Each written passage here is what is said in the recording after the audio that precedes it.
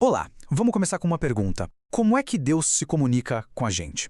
A Confissão de Fé de Westminster, que é um documento histórico super importante, aponta para duas vias principais.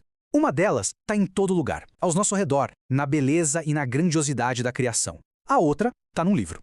Então hoje a gente vai mergulhar fundo nessa história, nessa conexão fascinante entre a natureza, a nossa condição como seres humanos e a Escritura.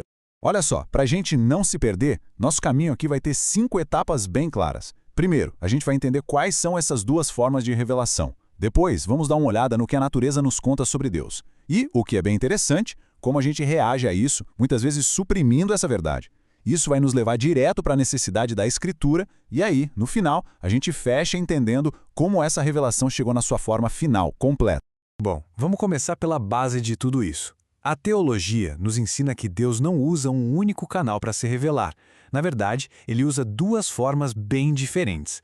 Uma que é super ampla, geral, que está aí acessível para todo mundo, em qualquer lugar, em qualquer tempo. E uma outra que é bem mais específica, particular, com um objetivo muito claro de salvação.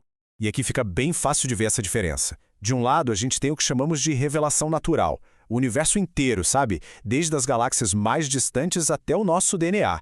Tudo isso mostra o poder, a sabedoria e a bondade de Deus. É uma revelação que não para. Agora, do outro lado, a revelação especial, a Bíblia. E aqui a coisa muda de figura. A Bíblia vai além. Ela não só mostra que Deus existe, mas declara qual é a vontade específica dele para nossa salvação. E isso, convenhamos, a natureza sozinha não consegue nos dizer. Beleza. Então vamos focar um pouco mais nessa revelação natural. O que, exatamente, a criação está dizendo sobre quem a criou?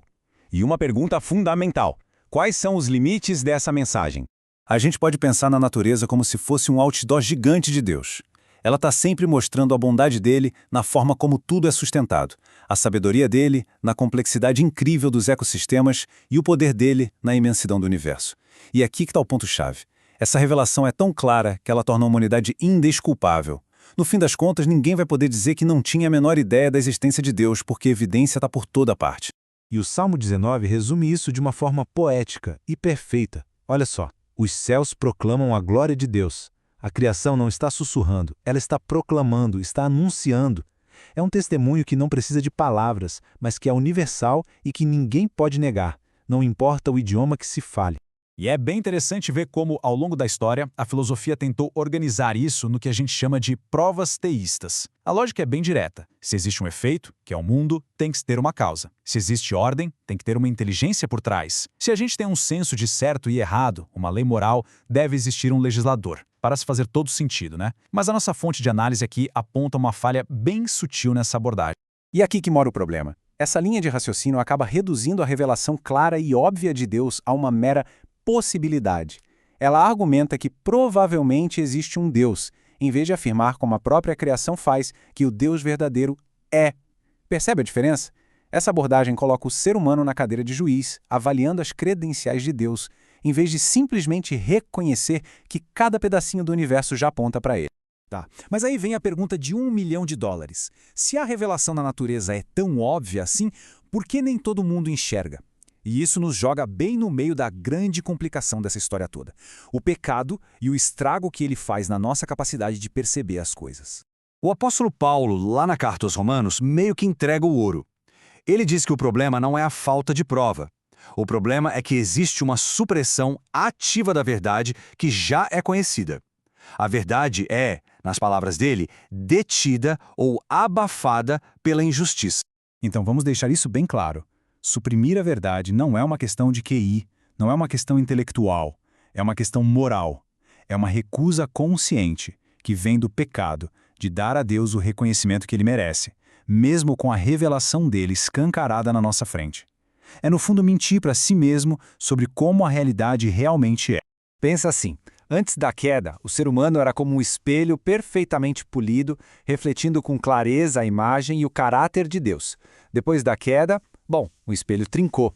Do ponto de vista metafísico, o homem ainda é a imagem de Deus, isso é algo que não se apaga. Mas do ponto de vista ético, no seu caráter, na sua vontade, ele não reflete mais a semelhança de Deus. A rebelião distorceu completamente esse reflexo. Bom, com esse cenário, a verdade sendo suprimida por nós mesmos e a imagem de Deus toda distorcida dentro da gente, a revelação natural já não é o suficiente para nos salvar. E é exatamente por isso que a revelação especial se torna não só importante, mas absolutamente necessária. E tem um detalhe aqui que é muito interessante. Depois da queda, a mensagem da natureza meio que ganhou uma nova camada. Além de continuar declarando a glória de Deus, ela passou a testemunhar também a sua ira contra o pecado. Pensa bem, desastres naturais, doenças, a violência no mundo, tudo isso agora também testifica que tem alguma coisa muito errada na nossa relação com o Criador. É exatamente por isso que o Evangelho, que é revelado na Escritura, é essencial. A natureza consegue nos mostrar que existe um problema gigantesco, ela aponta para a doença, mas só a Escritura nos apresenta a cura. Só ela nos mostra o caminho para acabar com essa inimizade com Deus e nos dá o poder para, mais uma vez, nos sujeitarmos de boa vontade à sua vontade. E isso nos traz para a nossa última parte. Como é que essa revelação especial chegou até nós? Não foi de uma vez só. Foi um processo, um desenrolar gradual que, segundo a teologia que estamos analisando, chegou ao seu ponto máximo e à sua conclusão. O livro de Hebreus, na Bíblia, desenha essa linha do tempo para a gente de forma bem clara. Primeiro, Deus falou aos pais, pelos profetas. Essa é a fase do Antigo Testamento. Depois, veio o ponto alto, o clímax da revelação. Nestes últimos dias, nos falou pelo Filho, ou seja, Jesus Cristo. E por fim, essa mensagem de Cristo foi confirmada pelos que a ouviram, que são os apóstolos que registraram tudo para nós. Ah, e os milagres? Onde eles entram nessa história? Bom, eles não eram eventos aleatórios, tipo um show de mágica. Eles tinham um propósito bem específico. Serviam como um selo de autenticidade, sabe? Eles atestavam e confirmavam que homens como Moisés, os profetas, o próprio Cristo e os apóstolos eram de fato porta-vozes de Deus durante esse período em que a revelação estava acontecendo. E com isso, a gente chega ao fechamento da questão.